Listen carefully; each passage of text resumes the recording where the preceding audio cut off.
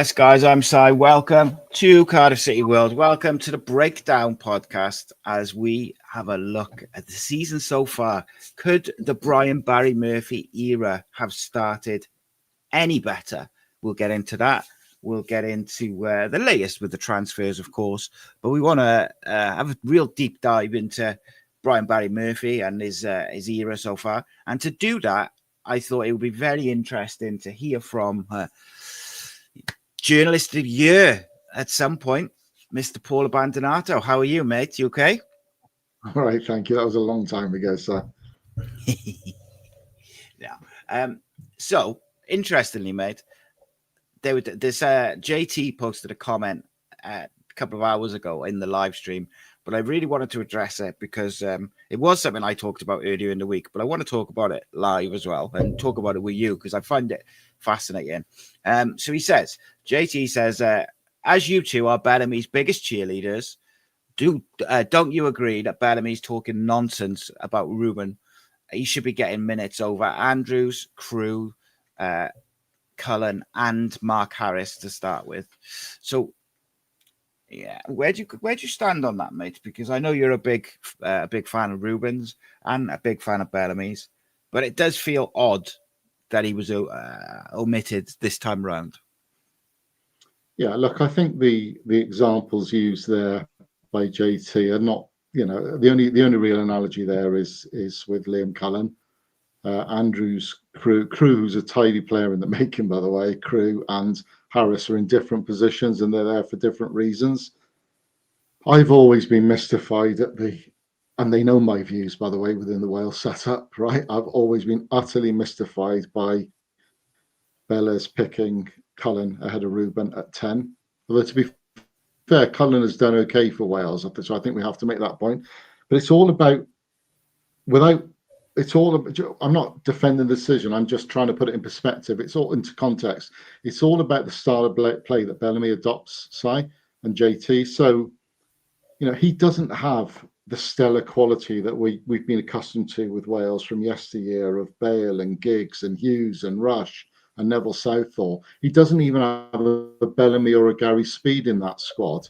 It's all about the sum of the parts for him, making the most of the young talent that he's got available.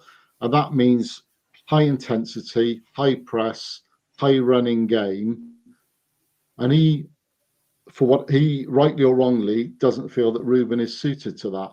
And I think, to be fair, probably that hasn't always been Ruben's strength. Although anyone who's watched Cardiff this season can see that he's doing that very, very well, pressing from the front this year.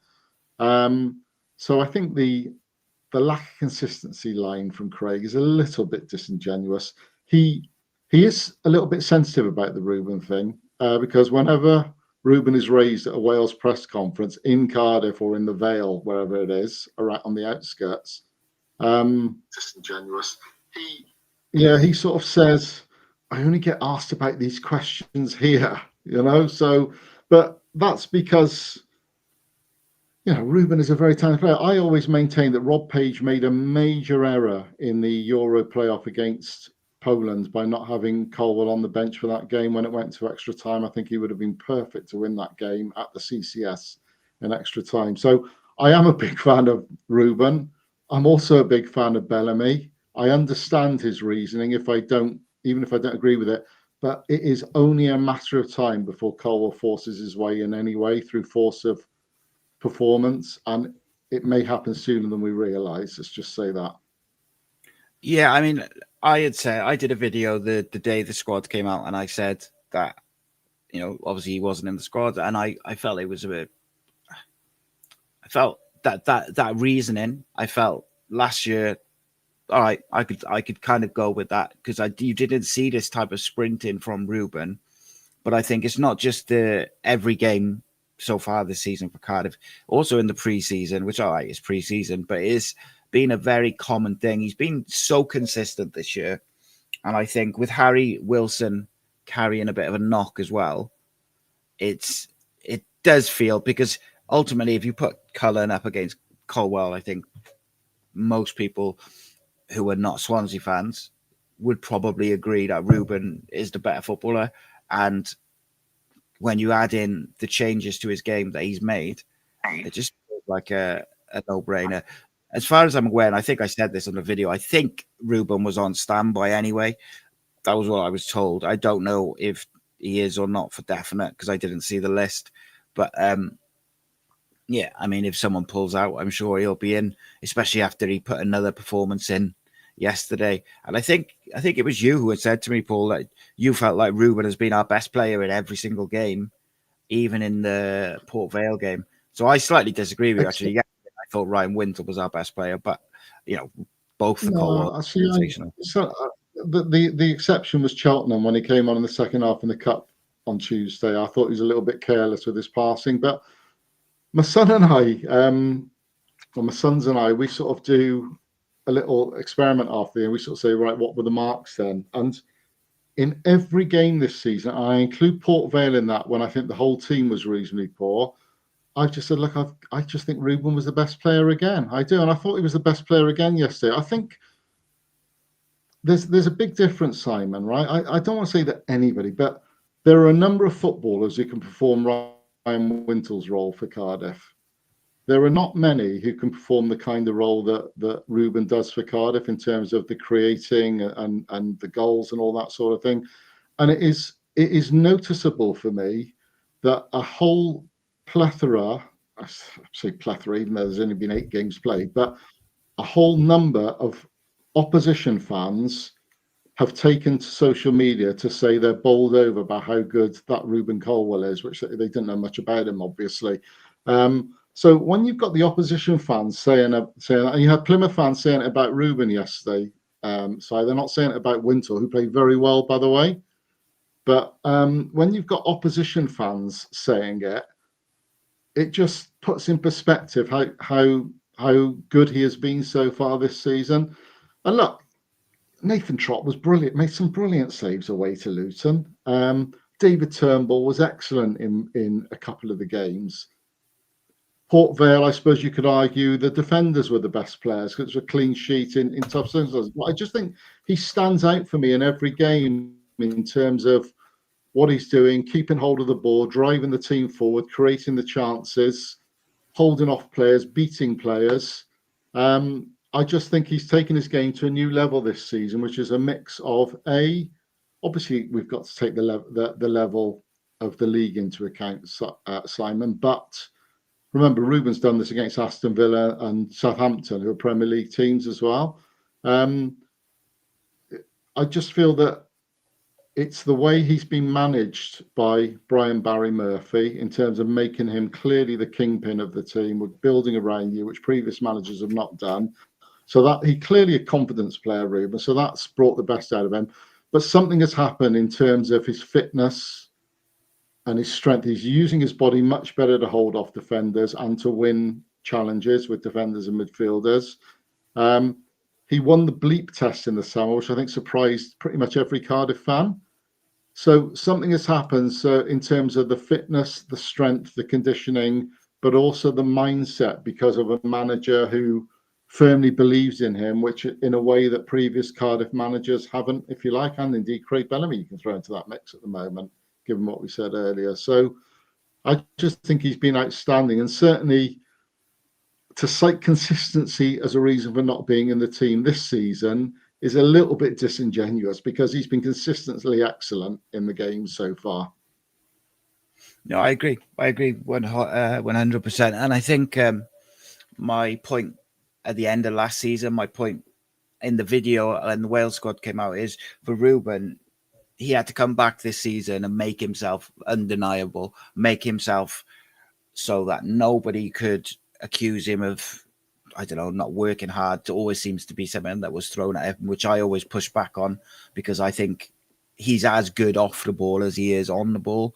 I think people are seeing it now because he's doing more sprinting, but the amount of recoveries and the way he pinches the ball, he does it all the time.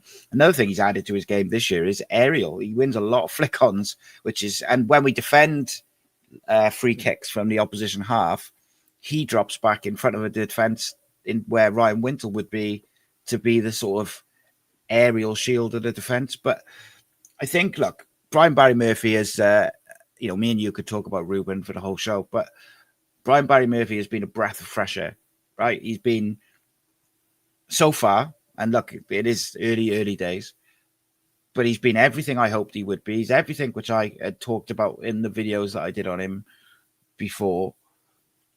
I know you were a little less familiar with him than what I had done, but like, what have you made of his initial, the preseason, the first 8 games or so?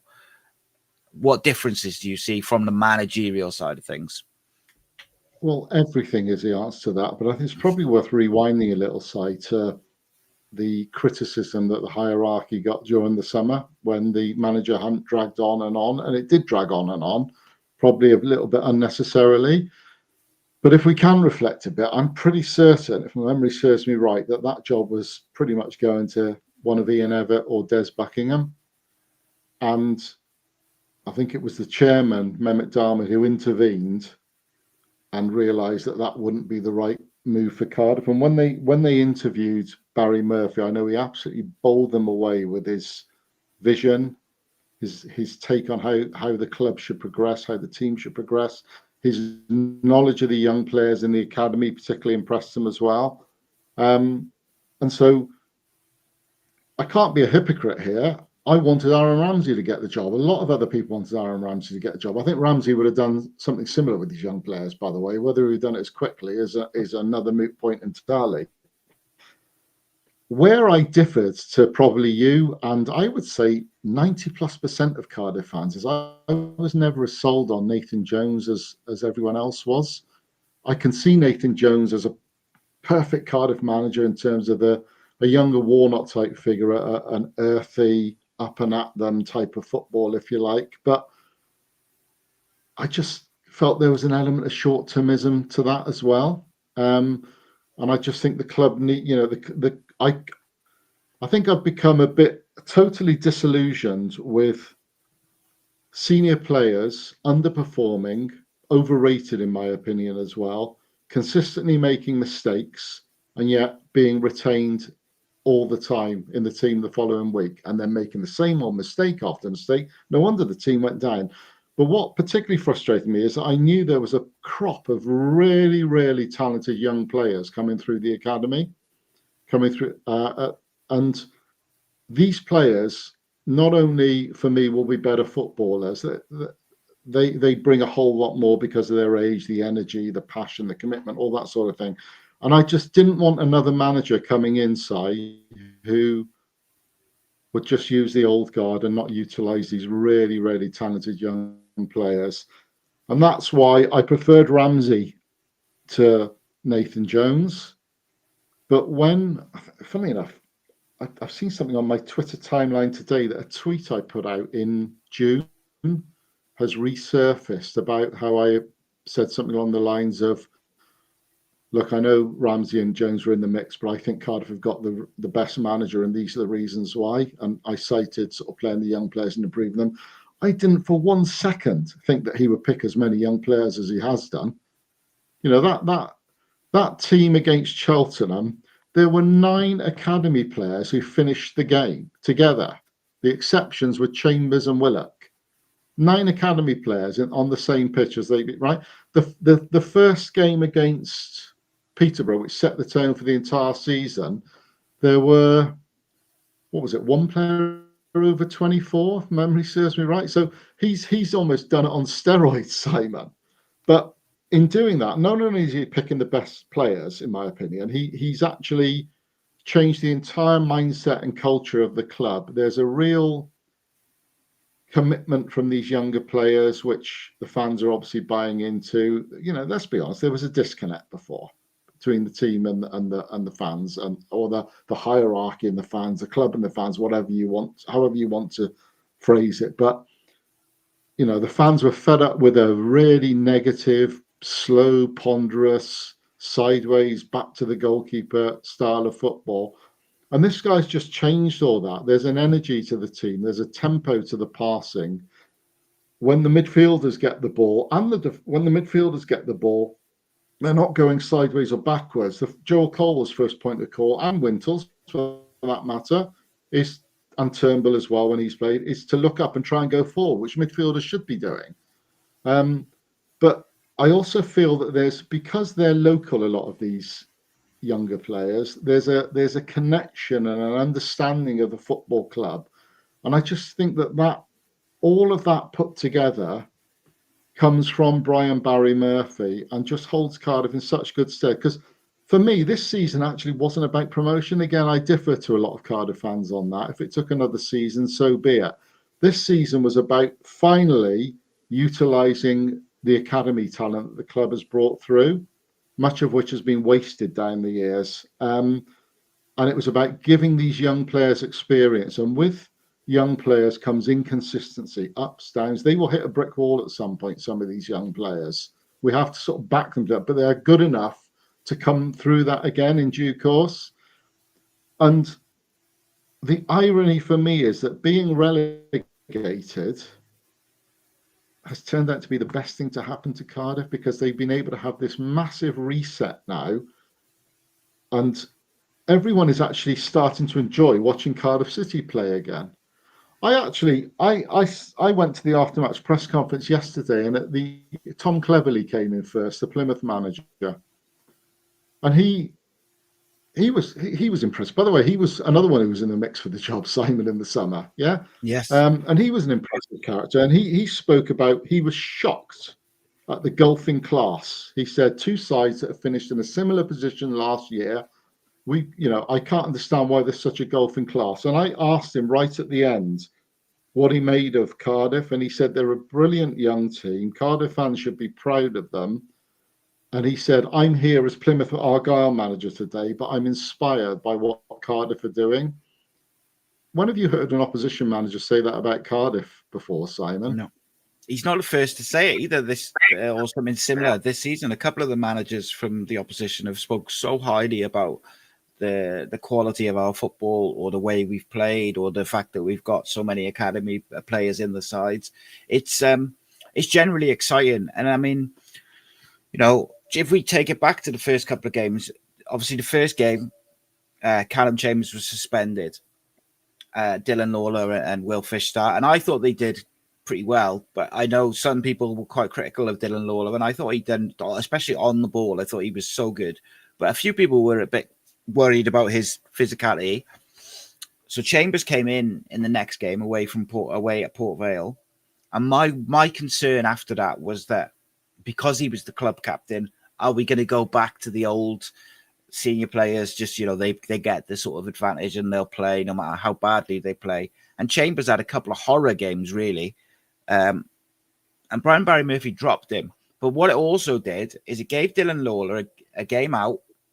And since he came back into the side, there has been no question whatsoever about how he has dealt with the physicality of the opposition forwards. And I know for a fact that he's gone away and done a lot of work on how to deal with it in that time. And I think that just shows, again, the mentality of these young players. They're not just, we're in the first team now, so, we're going to just play football. They are learning and they are getting better every day. You look at Joel Colwill from the first couple of games, a little bit, not rash. I don't want to say rash, but sometimes the timing of his challenges can be a bit, he's too eager. Even, he was on a yellow card for a big portion of the game yesterday, and not once did he put a challenge in that looked like it might get him a second yellow. And those learning parts of the game for the young players is going to be massive. That Port Vale game now, with hindsight, 0-0 away from Port Vale, doesn't look too bad. I'm perfectly all right with it. Performance wasn't great, but a point away from home is a point away from home. Every other game, we've thoroughly deserved our victories.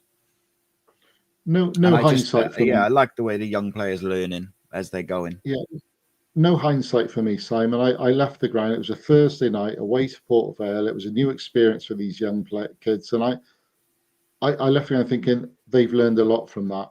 They will take a lot from that because they've kept a clean sheet. If they can somehow back this up, the key to me was Cardiff winning their home game, because I saw Cardiff winning a lot of home games this season with those young players. At the CCS, I thought it would become a bit of a fortress. They could win 13, 14, 15 home games. The key for me was how many away games could they win?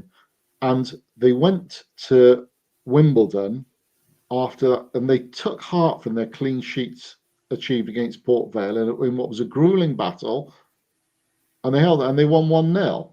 And then they had to come back to Cardiff, go back up to Bedfordshire this time, and they won 1 at Luton in a different challenge again 4 or 5 days later. These are all part of the massive learning. They're learning really, really quickly because these are new experiences to them. So when Capaccio is troubled by a winger, he's not then hooked and left out of the side. He learns from the experience and he comes back stronger from it. Same with Dylan Lawler. I think he got subbed in the first game, didn't he? If memory serves me right. Yeah, about an hour, wasn't it? He subbed in a couple of games, 2 or 3 games, but they were the right calls. He's still been put back in the team again, and you know what a difference I feel that he's made at the back in all sorts of ways. So it's all part of the learning curve for them. In terms of what you said about Chambers, that is a really important point, Simon, because there aren't too many senior players there now. He is probably the most senior of them all. He is the captain of the team, of the club, or the team. And he had a poor game. I can't, was it Port Vale or Peterborough? I can't remember. But he was banned for Peterborough, wasn't he? Okay, so it was a poor game at Port Vale, even though there was a draw. He wasn't particularly impressive, if memory serves right. But then he lost a 50-50 duel as the last man to that Swindon guy who scored a goal against us, pulled a goal back in that League Cup game. Yeah, the mistake, wasn't it? And you know, centre half, you cannot be, as the last defender, you can't, particularly as the captain, you cannot be losing a 50-50 duel in a situation like that. You know, so Barry Murphy dropped him for the next game, and I think it was against Rotherham, and I just thought, that is outstanding management. Last season, a whole glut of these senior players were making errors, and yet they were in the team the following week. He's made a couple. He's out to the team, and that sets the tone, because what it means is that since Callum has played subsequently, even though it's as a sub, by and large in the league, he's been pretty decent, to be fair. He's not making those errors. Last year, it was far too cozy, far too soft an environment, and the dressing room mentality was completely wrong, in my opinion. This time around, that's all been totally flipped. Those younger players are clearly the kingpins, and if that can happen to a senior player like Callum, who's the captain of the team, well, that sends a brilliant message as far as I'm concerned. But I think it's important to say this, that I was with Barry Murphy at the after-match presser yesterday, and he did make a point that Chambers was very, very close to being picked for the team yesterday, Simon, and that he'd been outstanding in training, and it was very much a 50-50 call, and he feels Callum was unlucky to miss out. So clearly, rather than throw his toys out the pram or whatever, he's knuckled down to what's happened, and he's clearly setting the right example in training to those young players as well. So again, that all has to be part, credit to Chambers for that, but that has to all be part of good management again, doesn't it? 100%, mate. And I have to say, just on that, Callum Chambers is one who I've heard good things about, often like away from games and stuff. Day in, day out, he's a consummate professional. And I think how you react to being dropped is one thing. How you react to being dropped when the team is predominantly made up of kids is another thing as well, because it would be very easy to be I've got an England cap, I've been here, I've been there, but he hasn't. And I like that a lot. My one concern with him, I guess, is that it doesn't seem like Barry Murphy sees him as a midfielder, where he played most of his best football last year. And with Osho coming in, there's a lot of competition for that centre-back spot. And in my opinion, certainly for the time being, I would like to see Fish and Lawler continue, because they're building a really good partnership. And one of the many mistakes that we made last year was constantly changing the centre-back pairings. Every other game, there was a different pairing.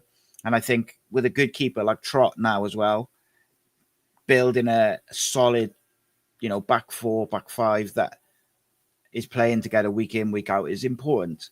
but you've also got to have competition. And I don't think any other team in this league has got 4 centre backs as good as those 4, in my opinion. Like you cannot tell me any of the, like, you got Fish and Lola, 2 really, really good young centre backs. Then you've got the experienced Callum Chambers, who on his day is an excellent centre back for this level. And then Gabriel Oshu's coming in, who's, a big money signing, played in the Premier League, been in Ligue 1 in France. And there's depth in that defensive area, or centre back area. I think we need a left back, mate, because poor old Joel Bagan cannot play every minute of every game in every competition. No, it's there are options there. I'm not saying they're great options. I guess NG could play there if necessary. I guess one of the centre backs could play there if necessary, Simon. But I'm not saying that's necessarily the right call. I think they will. There's still Louis Giles is still on the books as well. He came on in the cup game, didn't he, in midweek? But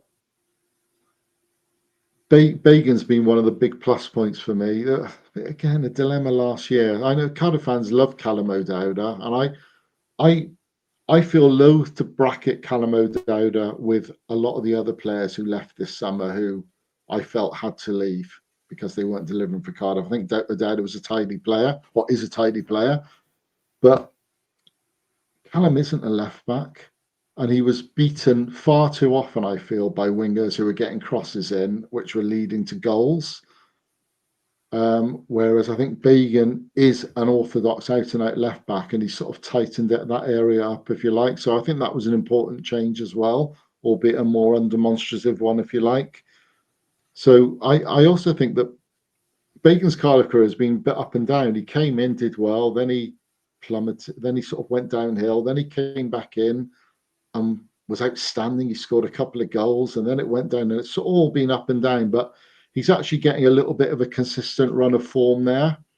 He was actually put in front of the press yesterday. Rather than the strikers, the club wanted to make the point of it's 6 clean sheets in 8, and so can we have one for the defence here, please? So he's there. It is a very, very, very young defence at the moment, but they've just got to learn together. This is what it's about this season for me. Anything else is a bonus on top of that. And being top of the league is a wonderful feeling, obviously, and winning games. When Cardiff have won games, say in the last 3-4 seasons, possibly even go back beyond that. Yeah, there have been exceptions like Portsmouth and Plymouth were smashed previously last season, but by and large, you feel it's a war of attrition. It's needed the opposition to miss a whole host of chances, and they clung in there and sort of hung in there for the victory. But at the moment, you're going down to games and you feel that Cardiff are just controlling matches, and that was 4-0 yesterday. That could have been 6 or 7, to be honest with you, with the very good chances that were missed. So there's just a whole different feeling to everything at the moment. I come back again. We've got to keep into context the fact that this is League One football, not Championship football. But I just feel that these younger players are more than good enough to play at a higher level, an awful lot of them. And they will go on. Some of them will go on to play Premier League football as regulars in the Premier League. So, and they will also start to dominate the Wales squad 3-4 years down the line. So, yes, it's almost like Barry Murphy, as we're on his subject still, I suppose, is sort of the right fit at the right time at the right club, because they have gone down, they can afford to pick the younger players, whereas perhaps in the Championship it wouldn't be it wouldn't be something that they would be so conducive to, if you like. And I just feel, this to almost round off this particular section on him, if you like, that he's just exactly what the club have needed. It's like Nathan Blake said. He said that Brian Barry Murphy has brought a brilliant philosophy to the club.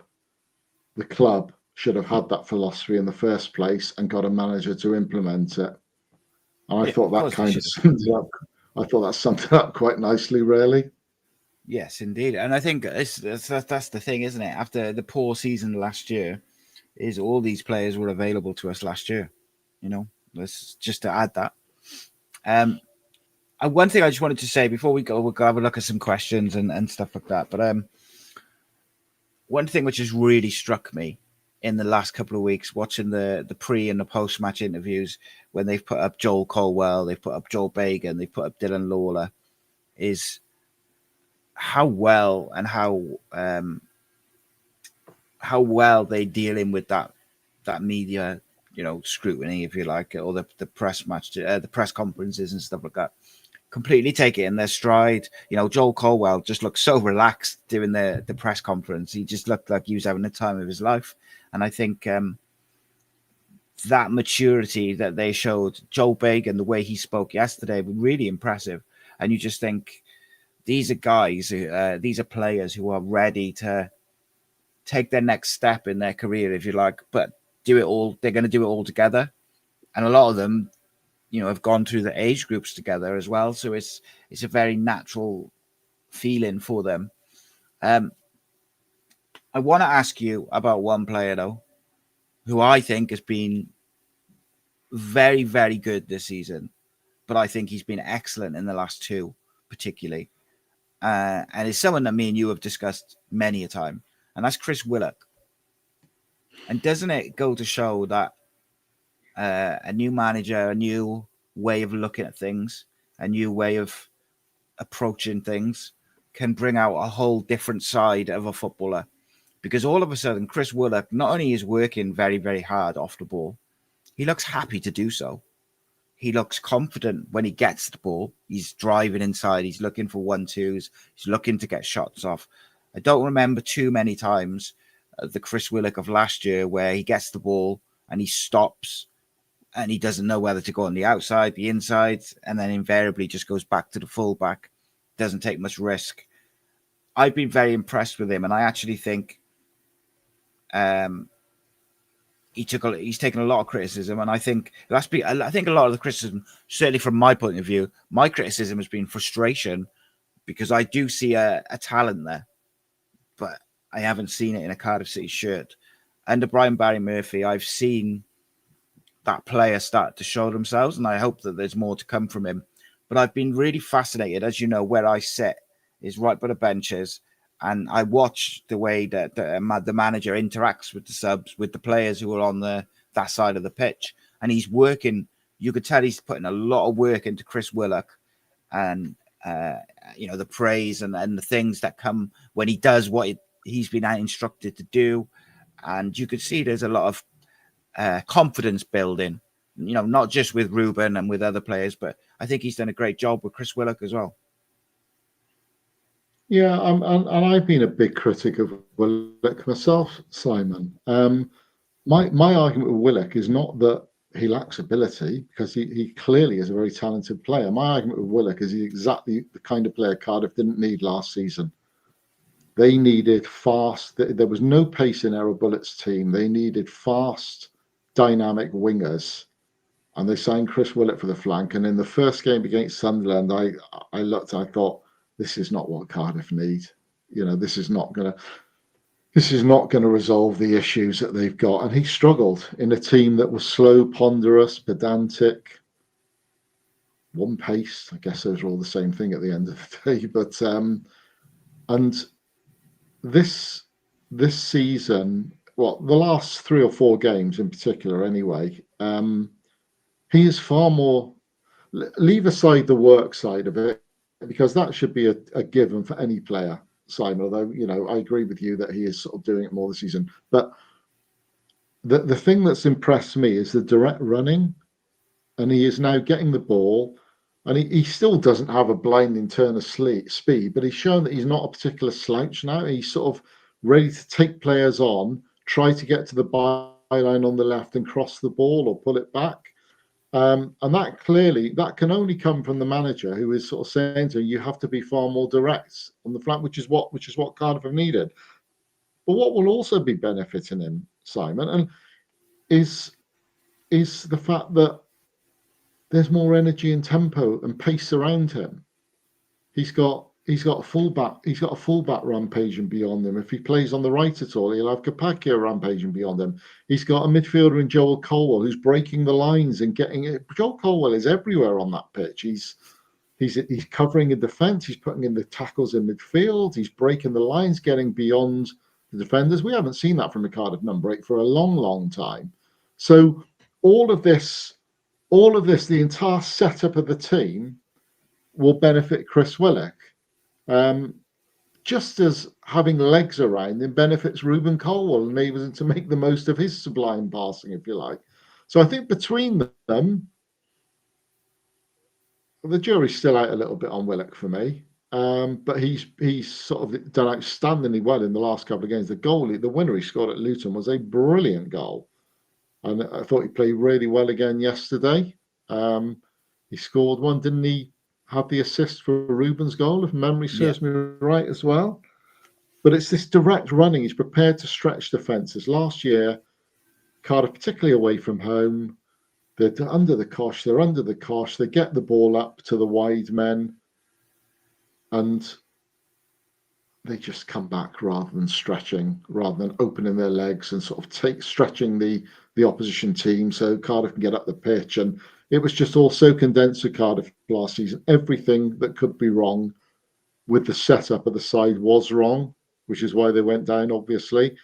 Willock now looks a different player because the setup of the team is enabling him to sort of show his ability better, I suppose, if you like. And he clearly is under. And so rather than just getting back and cutting inside into Colwill's space all the time, there's still an element of that, but he is actually going direct towards the byline on a far more frequent basis than we saw from him last season, and that's to be applauded. Indeed, mate. And at the end of the day, if he can maintain that level of effort and performance throughout the season, he's going to have a good season, isn't he? Ultimately, as you can imagine, the comments full of transfer questions. So the first one I wanted to go to actually was on the outs. Birthday Blue says, could you see anyone leaving in the next 24 hours? Checking my phone here, actually, because I've got a message in to find out that very breaking subject, news. But there's no reply to it at the moment.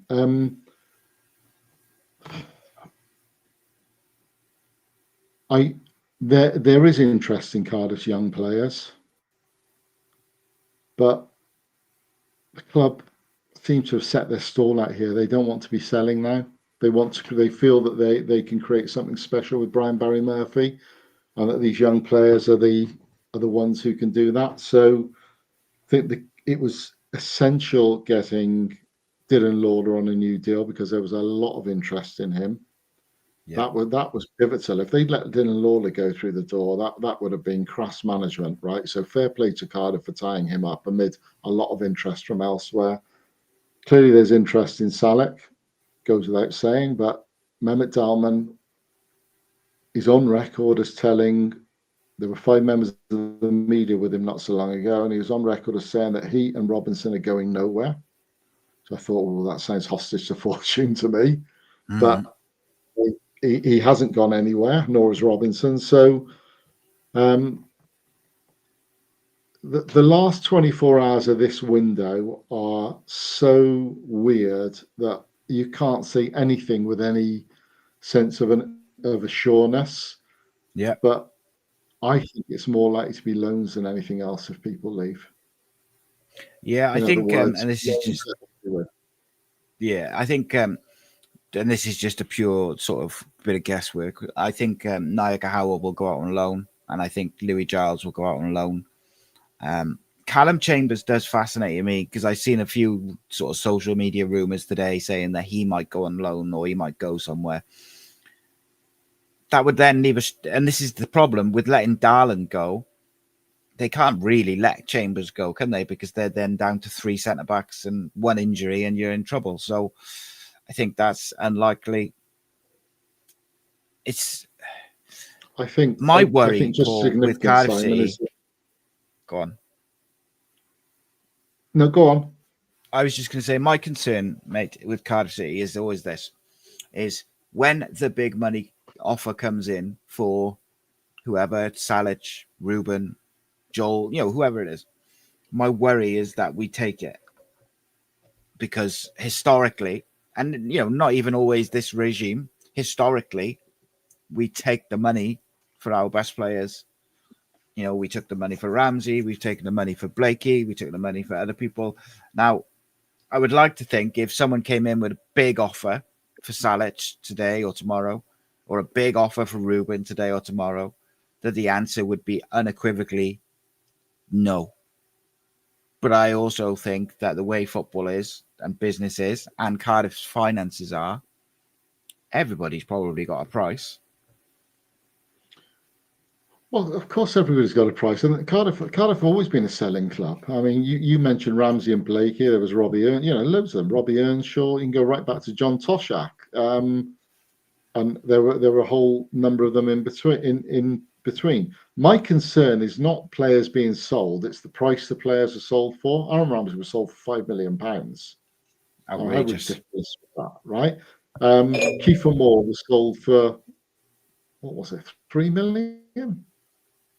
It's just whatever it was a ridiculously low sum for a centre forward who scored goals like that. So my concern, look, I wouldn't have an issue with, or not wouldn't have an issue. I could understand Colwill being sold or Salic being sold if the sums of money are really substantial. The kind of fees that Swansea would get for some of their players over the years. So no, they're not for sale. Then you get a much bigger offer, and then look, you have to make a call on that at that point because a significant sum of money would mean Vincent Tan wouldn't have to put his hand in his pocket to fund the club, for example. So I'm just putting yourself, trying to put us into of course.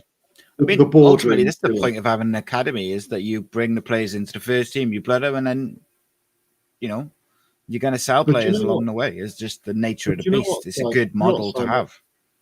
And there is a whole number of players in that squad now who are saleable assets, which has not been the case for a long time with Cardiff. So yeah, there's been the odd one or two like Mark McGuinness or Kiefer or Ken Zahor, but by and large, they're the exceptions.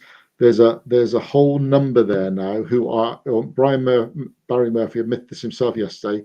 They're attracting interest because of what they're achieving.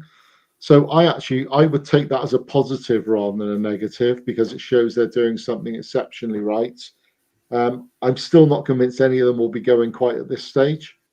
I think, as I say, it's more likely to be loans than anybody actually being sold. But as a result of that, I'll be happy when that window, I think it's 7:00 tomorrow. I'll be happy when that window does close tomorrow. Yeah. I'm doing a live show 6 till 7 tomorrow night, and then the Cardiff City phone in returns at 7:00. So double show tomorrow evening. But interestingly, in Glenn's article on Wales Online earlier, he mentioned that the club want a winger, a left back, and he said they also haven't ruled out a central midfielder or a midfielder. That was interesting to me because we haven't seen Alex Robertson yet this season. Now, I think he's back in training and things like that. And I think the majority of Cardiff fans are quite excited to see him under Brian Barry Murphy. But the longer he's not featuring, I think the natural thing for people is to worry that, is he going to go somewhere at the last minute, etc. Is he someone that you could see going, or is he someone that you're excited to see under the manager and etc.? Well, the answer is yes. The answer is yes to both of that. Yeah, I could see him going. And yes, I think there's a real player there who could look really, really good under this manager, who has a connection with him, obviously, from the Manchester City days. So I don't think he will go. I certainly haven't heard anything about significant on the grapevine about significant bids for him or anything. I think it's just an injury situation, Simon. So we'll have to see on that. In terms of what you say has been mentioned, I mean, the winger who's coming in is not a winger. We can come back to him. He can play on the wing and he's quick, right? So he's more of a 10-stroke forward, if you like, but he can play anywhere across the front. Yes, there might be a left back coming in. No, let me rephrase that. Yes, they have discussed, do they need a left back? And yes, they've discussed, do they need another midfielder? I wouldn't be surprised to see neither of those positions filled, to be honest with you. Yesterday, Barry Murphy was very, very much of the viewpoint yesterday that he doesn't want many players coming in because it will disrupt what the ones under him have already achieved this so far. And I know that he is very, very fussy in the kind of player he wants, that various names have been given to him, but they don't fit exactly what he wants for this Cardiff City team, and he's not interested in them. So he only wants players of real quality, if you like. So you see with Nathan Trott, who, crikey, where's he come from? He looks unbeatable in goal. What a goalkeeper he looks, right? This Osho, we'll wait to see him, but clearly he has real pedigree. How he gets in the team, I've no idea at the moment, but he's got real pedigree about him as well. And I think that's the caliber of footballer that he wants to bring in. So you're not going to get 5 or 6 players coming in this summer or anything like that. And I hear a lot of fans really bemoaning the Cardiff transfer activity, that we've hardly brought anybody in or anything like that, and 14 or 15 players have gone, whatever the figure is. Simon, I think it's been a really good window, and I'll explain why. One, they had to get rid of a lot of senior players who were blocking a pathway for the younger players. So in doing that, it showed a direction of travel. So that was important. 2, they had to keep hold of these really talented young players. I don't just mean the academy players now. I include Salic and Roberts. They're young. Salic, Roberts, and Fish, people like that. They're all in their early 20s as well. It's not just the Colwells and Lawler and Capaccio and all the others. So they had to keep hold of their best young talent, which they've done thus far. Fingers crossed. Yeah. And 3, I'm not sure they needed that much, because it's like all these young players are like new signings in their own right anyway, because most of them weren't playing last season. So the ones they brought in a new goalkeeper who's been an outstanding capture, it looks like so far. They brought in Osho, who clearly looks an exciting capture. They're on the brink of bringing in Amari Kellyman from Chelsea, who looks like being another really good capture. And so they've already got, as things stand, they've got 3 goalkeepers. They've got Capaccio and NG for the right back berth. They've got 4 centre halves. Bagan, yeah, you could argue very strongly there's a need for a left back there, but it'll probably have to be a backup left back the way Joel's playing at the moment. They've got Wintle, Robertson, Colwill again, Turnbull, and Fico. What a young player he looks for the midfield berths at the moment, with Chambers as another option there as well. They've got Willock, Isaac Davis, Ashford, Kellyman when he comes in, Tanner when he's fit again. Naikawa is another option there for the wide berths. They've got Salak and Robinson for the centre forward berths. Is the squad really as thin as people are making it out to be, Simon? I'm not sure it is. I think there's two areas where I would genuinely like to see something added if it's of the right quality. And I tend to agree with you. I think it's been a decent window because we signed Dylan Lawler to a new contract. That was massive for me. We keep, touch wood, with 24 hours to go, but we seem to have kept Ruben. We seem to have kept Yusuf Salic. We seem to have kept, we got Dylan Lawler, etc.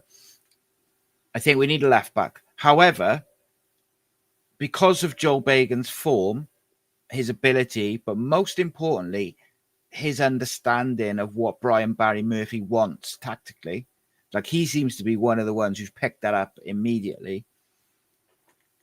I wouldn't be disappointed if they said, you know what, Louis Giles has got enough potential to be the understudy to Joel Bagan. Now, I know that there was plans to send him on loan and stuff like that, but I wouldn't be disappointed by that because I think Louis Giles, again, with this manager, you might see an improved version of him. And I also thought he did quite well last year when he came in to the first team.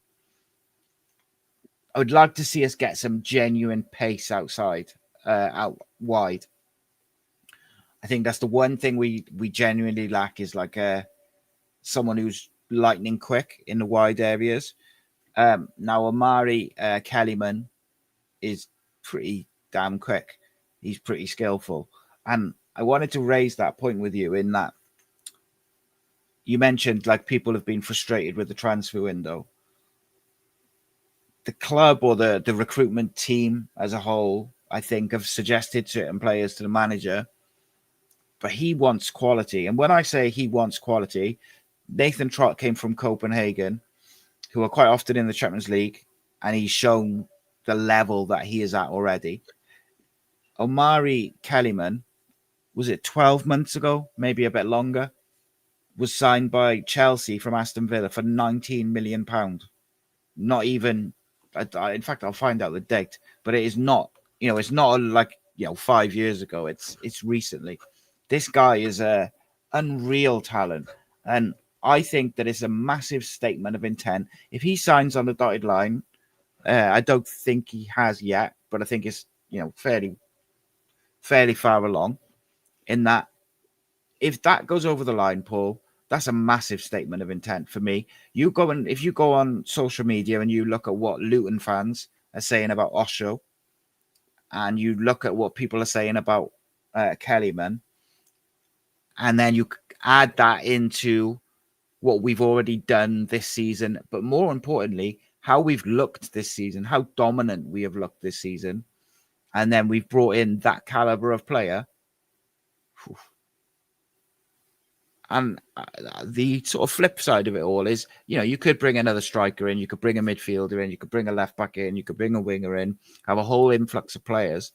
But if that disrupts the dressing room and disrupts these young players a little bit because, it's different, there's more competition, whatever, there's a bit of bickering because people don't like being dropped and rotated. And suddenly it goes from all very positive to all very negative, and that can happen quickly in a dressing room. And I think it's really important that they keep the dressing room spirit and the togetherness that is there now, whilst adding the right quality in the right areas. But I don't know what you make of that, mate, but that's how I feel about it. No, I agree with that, and I come back to it that the fact that these young players have come through the age grade system together. It's like that Wales team that came through, these youngsters who came through under John Toshett, then Gary Speed, then Chris Coleman. There was a special identity to them. There's a camaraderie that comes from being at the same age grade team. There's a friendship there. There's a battle to do it together on the pitch, that sort of thing. What I would say is that they are young. People shouldn't be getting carried away with Cardiff being top of the table at the moment. This. And the reason I say that is this is not a 25 or 30 game season, Simon. It's a grueling 46 game season with the cup games added on top as well. And that's an awful lot of games for a squad as young as this. So I see the need for additions to bolster that. But remember, we're talking about, another 4 months here? Come January, they can bolster again, depending on what situation they're in. So it's. I think it's been a good window for the reasons that I outlined earlier. It's interesting that I asked Barry Murphy yesterday if like me he wishes the Burton game next week was on to keep this momentum going. Can you imagine the atmosphere at the ground for that game, the size of the crowd, the buzz for the players? I could see another heavy Cardiff win. And he says, no, they need a break, which is interesting. But what I found more interesting is what he's got mapped out for them, which I think shows brilliant management. He said, he didn't use the phrase forget the football. He said they're going into the gym to do loads of strength and conditioning work because that will hold them in good stead for their fitness levels for the next stage of the season, if you like. And it's something that he learned when he was at Man City. He used to see it with the Man City players who weren't away on international duty were doing that during international breaks under Pep. And I just thought that was a fascinating take to, he wants to move that. He's worked as far as he can on the football ethos at the moment, moving the ball around side to side, that sort of thing, moving defenders around. Now he wants to work on strength and conditioning in the gym, he says, over a 2-week period to really get them set up for the next phase of the season. I found that fascinating. In terms of Kellyman, I think on Friday it was a 70-30 deal, I was told, and today it's clearly more advanced than that. But it's not over the line yet. But I think my concern is that it's yet another young player. When you could argue Cardiff need a little bit more experience to go with the young players. But I think it's he's been out with a hamstring injury. I think it's since March. He at Aston Villa, I can't remember, it was about a year ago he transferred to Chelsea for about 20 million, 19 million, 20 million. Aston Villa, there were analogies made with Jack Grealish, who obviously came through the system there. That's how highly he was regarded in terms of his potential. I'm told he is quick. I haven't seen him play, Simon. I'm told he's quick, but he's not a winger. He's more of a 9-10. He can play anywhere across that front line, which shows his ability. But I think that's really, really important because, as I said right at the start of the show, you can replace those. If somebody gets injured, you can sort of bring in another replacement. They may or may not be as good, but you can do it. But how do you replace Ruben Colwill's creativity in this team? I think that's irreplaceable at the moment. That's why I would have liked to see Ramsey stay. He's the one senior player who left who I really would have liked them to have kept. But if this guy can fill in that 10 role, if you like, and it sounds like he's adaptable enough to play 10 or either side. Well, that kind of covers off my Ruben concerns, if you like. Not that I, fingers crossed, Ruben stays fit all the way through. It goes without saying, but it would be a concern of mine if he did get an injury and was out for a month or two or something like that. So it looks like it's another outstanding signing that can cover off what could otherwise be a problem area for the team. So, just a couple of things on Kellyman, which have just been texted to me. Number one, he signed a 6-year deal at Chelsea in June 2024, which is literally just over a year ago, for 19 million. But people believe it was like a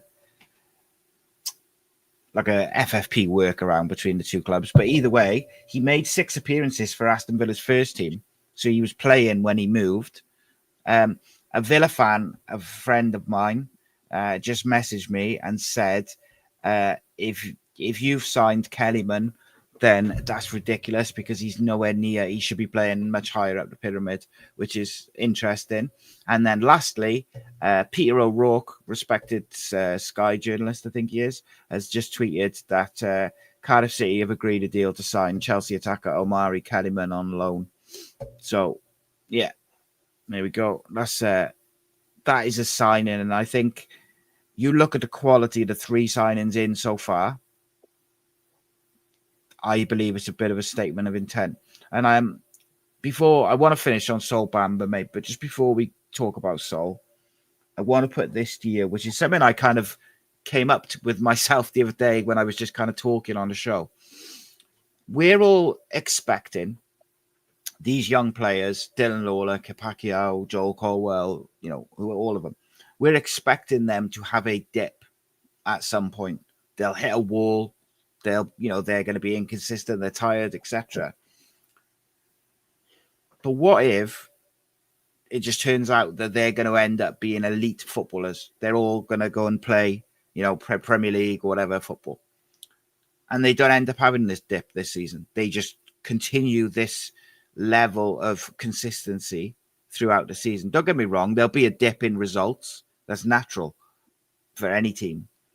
But what if the dip that we're waiting for in their consistency or their performances or their energy levels is it possible that that doesn't come because they're just that good? Well, no, because even elite players at that age have dips, Simon. It's how they're handled. So they're in, they play well, they have a little bit of dip, they're taken out, then they come back in and they're good again.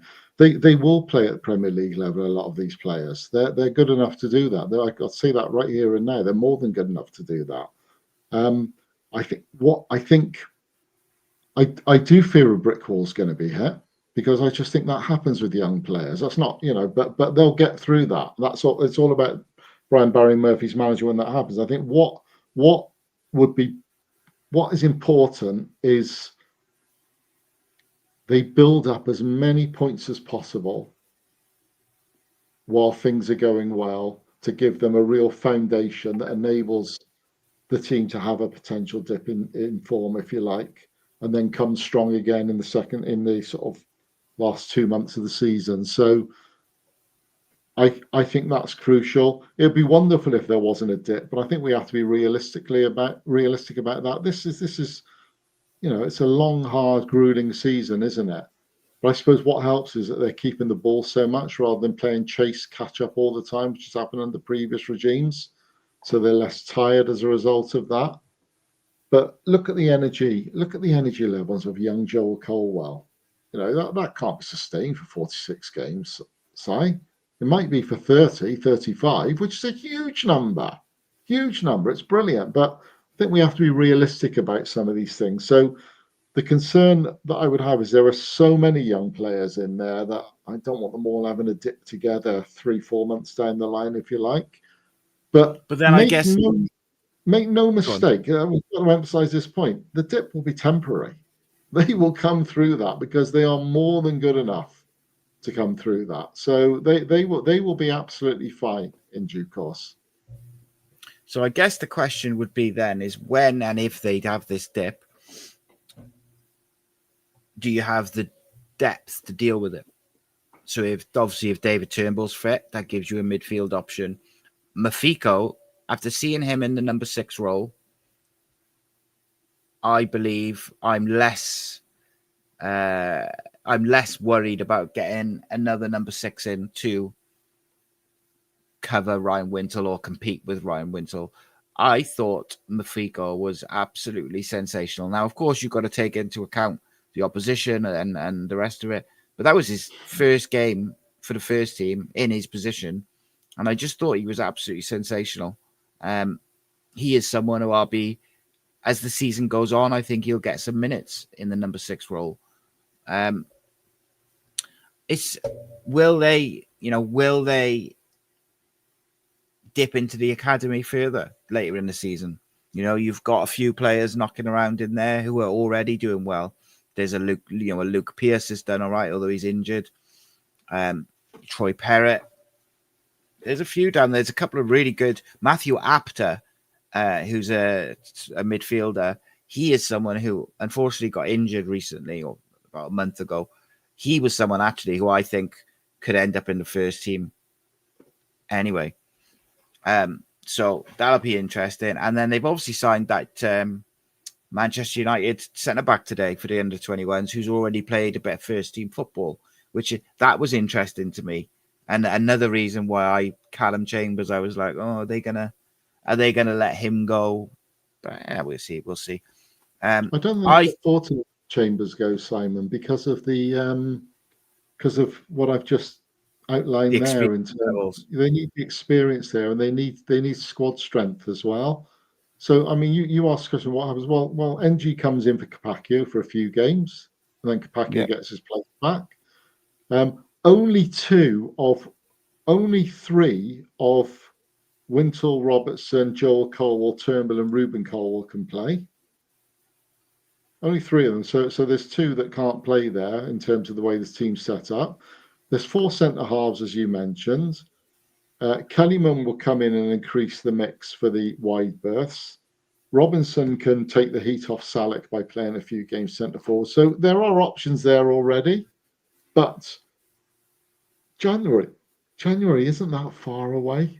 And depending on where the team are in January and as the squad being stretched too much because of cup runs or whatever, remember, there's early rounds of the FA Cup this year as well. They can sort of reassess it then. And if they've got to bring in 3, 4, 5 new players in January, well, that's what they have to do. Indeed, mate. So what I would like to finish on, Matthew says, great to see you back on the channel, Paul. We need Si to arrange another game show because they're undefeated to date. You and Matt, one question of sport. I forgot about that. I do have something in the works, actually, something completely different. How's your darts, Paul? I don't know. Up and down. Mixed. There we go. But I thought we had a fantastic tribute to Sol Bamba yesterday, and it was done properly by everyone concerned. It was done correctly, and it was quite emotional in the moment. And I guess I just wanted to hear some more of your memories and your sort of, your memories of Sol to kind of finish us off, really. Did you see the manager holding up that scarf in front of the canton end yesterday? Yeah, him and Ruben did it. Well, obviously before that he walked all the way around the ground. He doesn't do that normally. He doesn't really go over to the fans. He leaves it to the players. So I asked him if emotion had sort of taken over him, and I just thought his answer was fascinating. He said that I think he's been bowled over by Cardiff fans because he said few things, the word used was spontaneous, have happened that have really made him think, wow. One was, he said, the reaction fans gave when young Mafika, who you just mentioned, got subbed in one of the games. Was it Rotherham? When he was booked early. Do you remember? He was playing left back. He had a bit of a nightmare, didn't he? And he was booked, and he brought him off after about 35 minutes, and he was overwhelmed by the way that Mafika, the crowd rose as one to lift this kid. It was almost worth Mafika being subbed to get that reaction, to be honest with you. Yeah. So he was stunned by that spontaneous reaction. He was also overwhelmed by what happened in the 14th minute of yesterday's game, when the fans sort of stood as one, if you like, and sang the Sol Bamba White Christmas, not White Christmas, Last Christmas chants. I'm mixing up my Bing Crosby's with my George Michael's there. The Last Christmas chant. And coincidentally then he just threw in the fact that his wife knows Chloe, who was Sol's wife, Sol's widow, really well, not through football. They just happen to know one another coincidentally, and that he very recently lost a friend to cancer himself, and this all sort of, not saying it made him well up, but that made him a little bit emotional, which is probably why we ended up with what happened afterwards. He also said that Sol's shirt, as is Peter Whittingham's, are both up in the dressing room, so he's there with them at every game. Nobody can forget him, if you like. I first met him in the, I don't know, it was about 3 or 4 months before Cardiff went out. We sat together for a coffee out it was a sunny day in the gardens at the Vale of Glamorgan complex, and he was telling me how he was super confident that Cardiff would go up that year under Neil Warnock, and I thought, well, hang on a minute, this is a bit, Anyway, what was the final game that season? It was 0-0. Was that Charlton, or was it was that the previous one under Malky? I can't remember. But anyway, the game when Cardiff went up, which was at home, he made a point coming up to me saying, "See, I told you we'd do it. I told you we'd do it." It's just so jovial and so likable and sort of larger than life, if you like. One of the things that really stands out for me was, do you remember in the Premier League season, he had a bad injury at Molineux. He got stretchered off. I think he wrecked his knee ligaments, and he was out for the best part of a year. And it must have been a soul-destroying time for him, that, to be honest with you. And he sent me a message. I think he wanted to get this message out there to the fans. He sent me a message saying, There is no way, something along the lines of, there's no way on earth that the last memory of me for Cardiff fans is being stretchered off at that game. For them, I'm going to come back, make sure I make a full recovery from this, and I'm going to make sure I come back and play in front of them again. And I just thought that was so, that was just so from the heart with him, if you like, Si.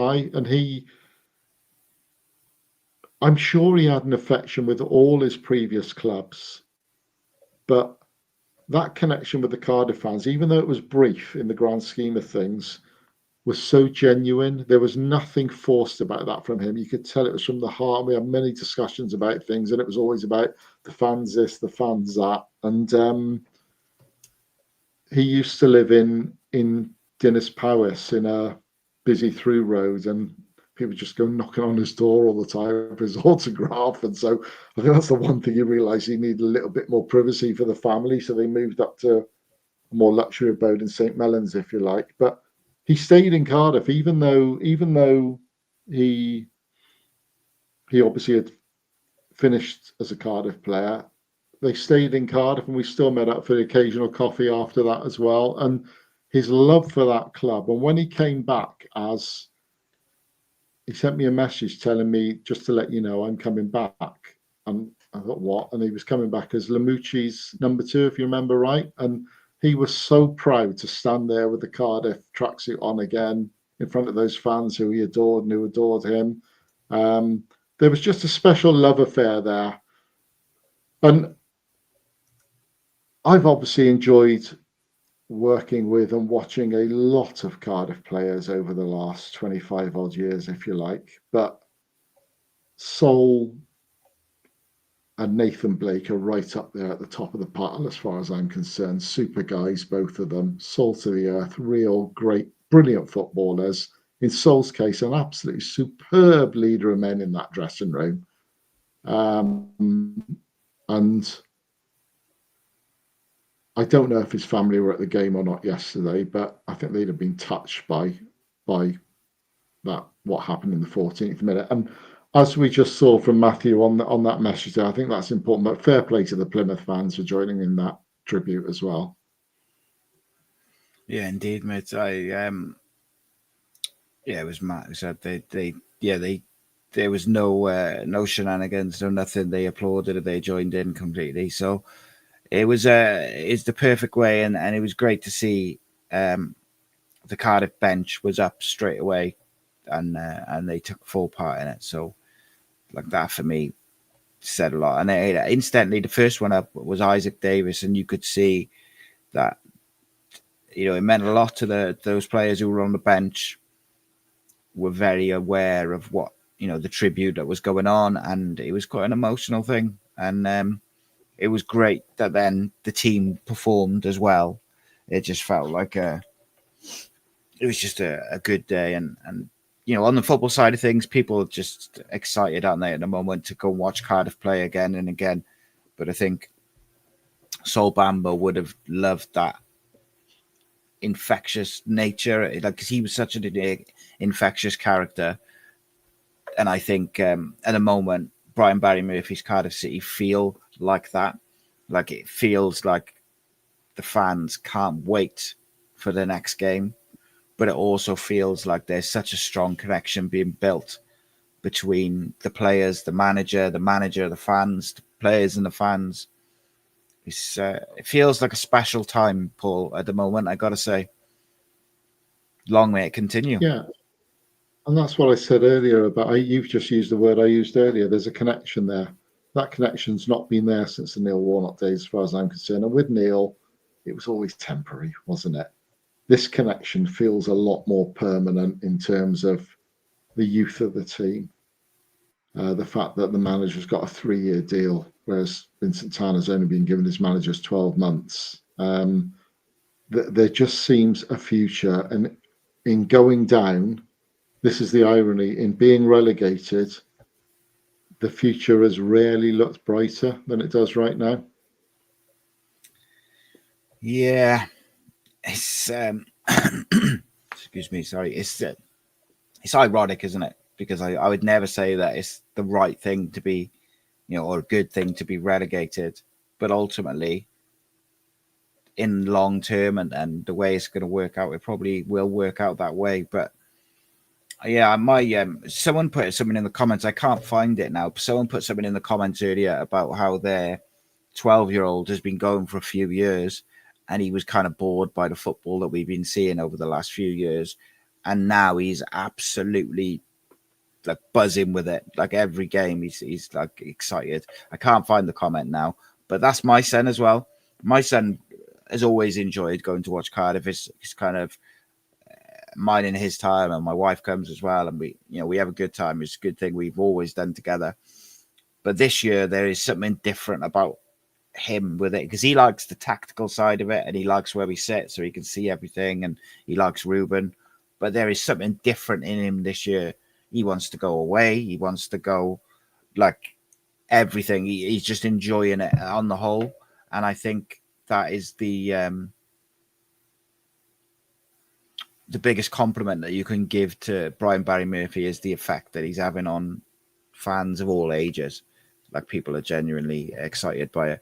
But in terms of Sol Bamba, Chloe Bamba put a social media post. She thanked Cardiff City's fans for the tribute yesterday and said that Cardiff are in good hands under Brian Barry Murphy, and they'll be down to show their support soon.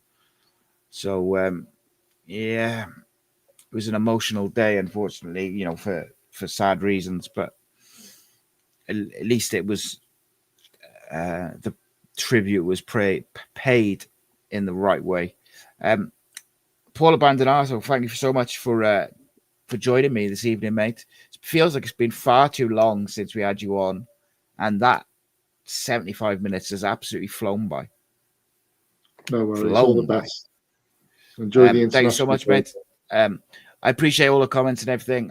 Sorry we didn't get through them. There was too many. I just couldn't keep up with them, and we were sort of talking and stuff like that. I will be back. No lunchtime video tomorrow. I'll be back at 6 p.m. for the final hour of the transfer window. I'm sure we'll have a bit of late activity in some way, shape, or form. I'm sure we'll see Paul again. We've also got a Cardiff City phone-in returns tomorrow, 7 o'clock. A member show after that. And we've got all sorts of content, including the return of the Cymru Am Byrdd podcast on Tuesday, among other things. Please do like, share, subscribe, all that good stuff. Keep the faith, my friends, because the good times are coming.